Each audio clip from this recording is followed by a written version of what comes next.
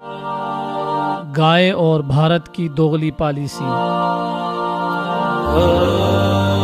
Asian tiger کا خواب دیکھنے والا بھارت اپنی منافقانہ پالیسیوں کی وجہ سے دنیا بھر میں کوئی ثانی نہیں رکھتا۔ اپنے قول و فعل میں تضاد ہندو بنیے کا خاص وصف ہے۔ گائے کا پجاری نہ صرف گاؤ ماتا کے پیشاب کو تبرک سمجھ کر پی لیتا ہے، بلکہ اگر کوئی مسلمان گائے کی قربانی کر لے یا اس کا گوشت خرید لے تو اسے اس ناقابل معافی جرم کی پاداش میں قتل کر دیا جاتا ہے۔ دوسری طرف گائے کے ساتھ عزت و احترام اور پیار و محبت کا جو رشتہ ہندو بنیے نے قائم کر رکھا ہے اور اس سے جو دولت سمیٹی جا رہی ہے وہ دنیا کی بند آنکھیں کھول دینے کے لیے کافی ہے۔ دنیا بھر میں گائے کے گوشت کے سب سے بڑے برآمد کنندہ ملک بھارت کی اہم بیف ایکسپورٹر کمپنیوں کے مالک ہندو ہیں۔ معروف بھارتی کمپنی انور ایکسپورٹس بیف تیار کر کے سعودی عرب سمیت کئی ممالک کو برآمد کرتی ہے۔ یہ کمپنی مکمل طور پر ایک ہندو خاندان کی ملکیت ہے، بلکہ الکبیر ایکسپورٹس اور عربین ایکسپورٹس کے مالکان بھی ہندو ہیں۔ انور ایکسپورٹس کے مالکان کی طرح انہوں نے بھی اپنی کمپنیوں کے یہ نام صرف عرب ممالک کے شہریوں کو دھوکہ دینے کے لیے رکھے ہوئے ہیں۔ الکبیر ایکسپورٹس کے مالکان ستیش سبروال اور اتل سبروال بیف برآمد کرنے والے بھارتی تاجروں میں سر فہرست ہیں۔ مسلمان ممالک کے عوام کو حلال گوشت فراہم کرنے والے یہ ہندو تاجر صرف الکبیر ایکسپورٹس کے نام سے ہی دھوکہ نہیں دے رہے، بلکہ متحدہ عرب امارات میں ان کی کمپنی طیبۃ المارات کے نام سے دکانوں پر گوشت فراہم کر رہی ہے۔ اسی کمپنی کا ایک اور نام تبرک ہے۔ جاپانیوں کو بیف بیچتے وقت یہی کمپنی سامورائی بن جاتی ہے اور برطانیہ میں فالکن فوڈز کے نام سے کام کرتی ہے۔ ہندو تاجروں، ممبئی میونسپل کارپوریشن کی کاروباری حکمت عملی اور بھارتی سرکار کی پالیسیوں کی بدولت بھارت اس وقت بیف برآمد کرنے والا سب سے بڑا ملک بن چکا ہے۔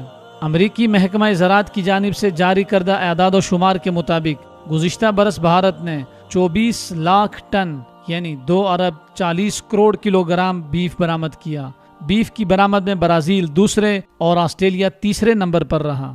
گزشتہ برس برآمد کیے جانے والے گوشت سے بھارت نے 4 ارب 30 کروڑ ڈالر کمائے۔ جب یہ اعداد و شمار سامنے آئے تو مغربی ذرائع ابلاغ نے بھی اس بات پر حیرت کا اظہار کیا کہ ایک طرف تو بھارت گائے کو مقدس قرار دیتا ہے اور دوسری طرف اسی کا گوشت بیچ کر دولت کماتا ہے۔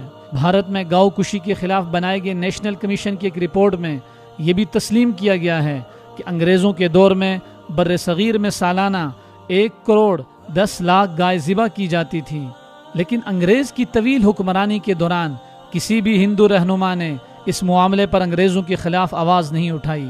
بھارت سے بیف برآمد کرنے والی 5 سب سے بڑی کمپنیوں میں سے 4 کے مالکان ہندو ہیں۔ صرف ایک کمپنی افضل لطیف نامی مسلمان کی ملکیت ہے۔ گائے کے ذبیحہ سے فائدہ اٹھانے والے ہندوؤں کی تعداد مذکورہ بالا چند افراد تک محدود نہیں۔ گائے کے چمڑے، سینگوں، خون اور چربی کو استعمال میں لانے والی کئی کمپنیوں کے مالکان بھی ہندو ہیں۔ جہاں تک بھارتی حکومت کا تعلق ہے تو امید.com کی تحقیق کے مطابق بھارتی حکومت ہر جانور کے اوپر 150 روپے ٹیکس وصول کرتی ہے۔ بھارت نے گزشتہ برس 2 ارب 40 کروڑ کلو گرام بیف برآمد کیا۔ اگر ایک گائے کا وزن 130 کلو گرام لگایا جائے تو اس حساب سے ذبح کیے جانے والے جانوروں کی تعداد 1 کروڑ 80 لاکھ بنتی ہے۔ ان میں سے ہر جانور کا 150 روپے ٹیکس لینے سے بھارتی سرکار کو 2 ارب 80 کروڑ کی سالانہ آمدن ہوتی ہے۔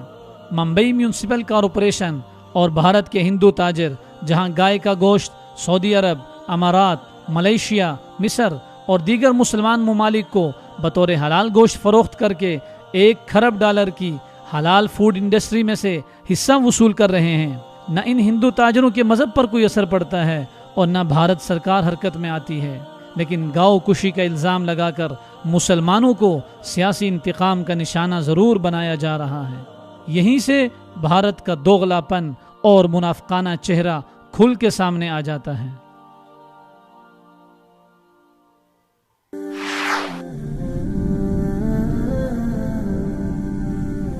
وصال اردو، حق کا راہی